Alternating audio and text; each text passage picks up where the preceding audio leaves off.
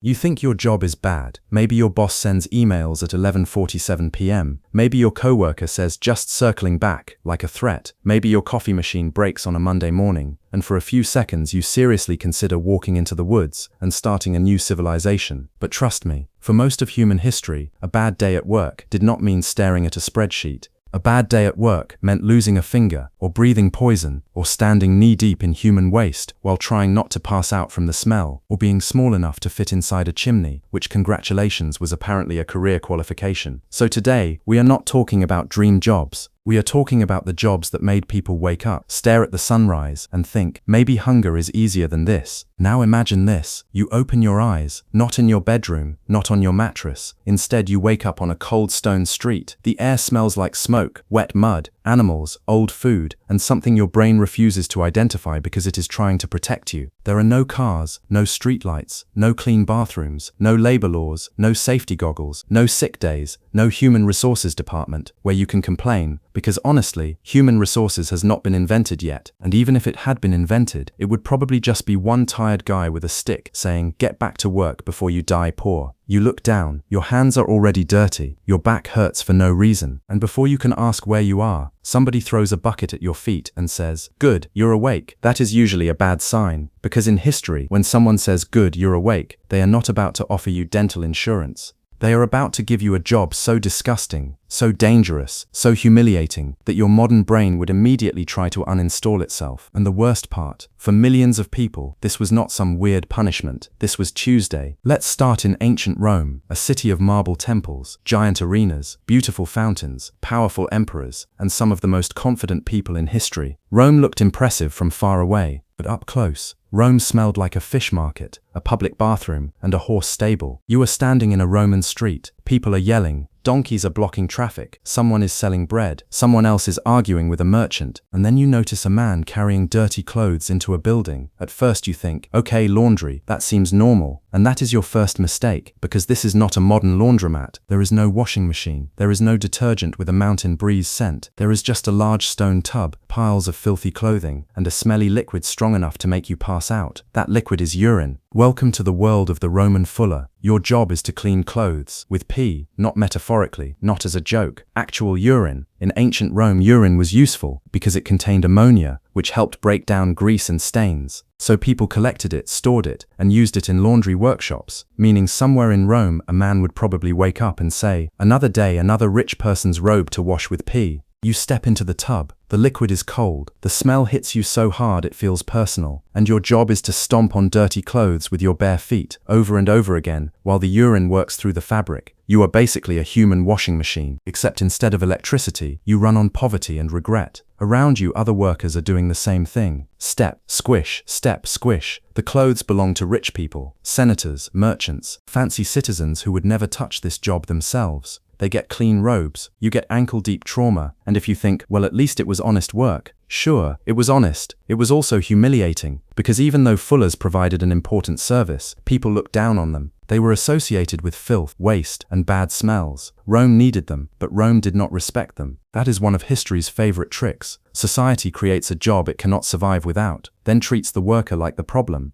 Number 2. Tudor England. Now you are in Tudor England. The streets are narrow, the buildings lean over you like they are tired, and somewhere nearby a powerful smell rises from the ground. You turn a corner and see a pit, not a small pit, not some little hole in the ground, a deep, dark, disgusting pit beneath a toilet. And somebody hands you a shovel. No, you already know. This is not dirt. This is not mud. This is not organic material. This is human waste, and your job is to remove it. Welcome to the life of a gong farmer. The name almost sounds charming, like maybe you grow gongs, maybe you polish musical instruments, maybe you work in a peaceful field where tiny gongs bloom in the sunlight. No, you clean cesspits. You dig out human waste from toilets and privies, usually at night, because the job is so disgusting that cities did not want people seeing it during the day. So while normal people sleep, you walk through the dark with tools, buckets, and the emotional energy of a man who has already given up on life. You climb down, the air is thick, there is no ventilation, no mask, no flashlight, no protective suit, just you, a shovel and a smell that could make a demon apologize. Every scoop is heavier than the last, the walls are slippery, the pit is cramped, the fumes are dangerous, you can get dizzy, you can pass out, and if you fall, there may be nobody coming fast enough to save you.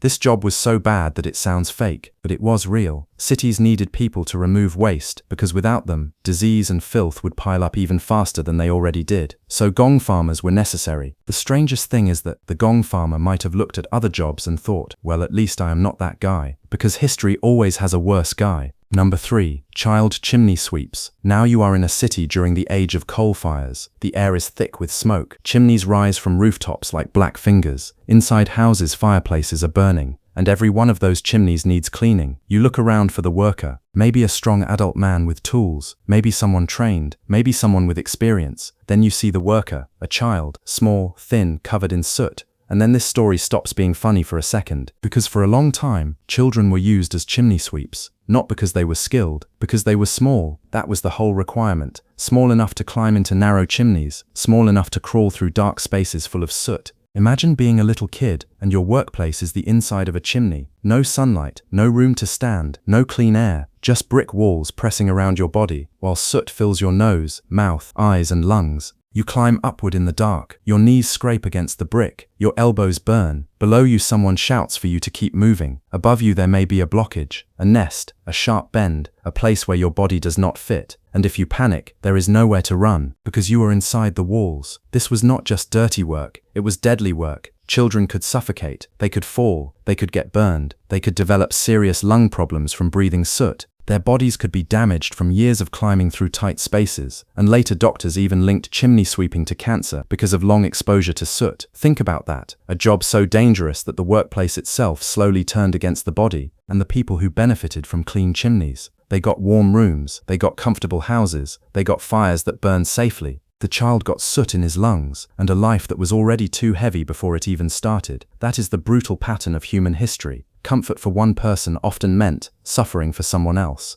A clean robe in Rome meant someone stomped in urine. A cleaner street in England meant someone climbed into waste. A warm house meant a child crawled into darkness. And somehow we are not even close to the worst part yet, because some jobs did not just destroy your body. Some jobs made you walk straight into death while everyone else backed away. Number 4. Plague corpse collectors. Now you are in a plague-struck city. No market noise, no children playing, just doors shut tight, windows covered, and then you see the cart, a wooden cart rolling slowly down the road. On it are bodies, not one, not two, too many. The smell reaches you before the cart does. A man beside it turns toward you and says, "We need help collecting the dead." And now you understand. You are not cleaning clothes anymore. You are not cleaning chimneys. You are cleaning up after a plague. The man beside the cart does not smile. Nobody smiles here. A few weeks ago, this street had merchants yelling, children running, doors opening, bread baking, people arguing about tiny problems like the world would keep going forever. But the sickness came. First it was a rumor, then it was a neighbor, then it was the house across the street, then it was inside your own city. People did not understand bacteria. They did not know fleas could carry disease from rats to humans. They did not have antibiotics, modern hospitals, or any real way to stop it, so they guessed. They blamed strangers. But fear does not stop a plague, and now your job is simple. Walk to the house, open the door, carry out the dead, load the cart, move to the next house. Again, and again. Now you step inside the first house. The air is stale, the room is dark, a body lies on a straw mattress, a bowl of water sits beside them untouched. Maybe this person was talking a few hours ago, maybe they were calling for help, maybe someone loved them more than anything in the world. But now to survive this job, your brain has to do something terrible. It has to turn a person into a task. Lift, carry, do not think, do not look too closely. Place them on the cart, move on. By evening your arms hurt, your clothes smell like death, every cough feels suspicious, every itch feels like a warning, every warm feeling in your forehead makes you wonder if the plague has already chosen you next. That is the horror of this job. You are not just near death, you are working inside it. People close their doors when they see you. Children hide, adults step back, not because they hate you, because you are the person who arrives when hope has already left the room. At the burial pit, there is no peaceful goodbye, no beautiful ceremony. There are too many dead for dignity. Bodies are lowered quickly, one after another, and that might be the cruelest part. History remembers numbers, 30%, 40%, half a city. But nobody dies as a number. They die as someone, a father, a daughter, a neighbor, a voice people expected to hear tomorrow, and you are the one carrying them away.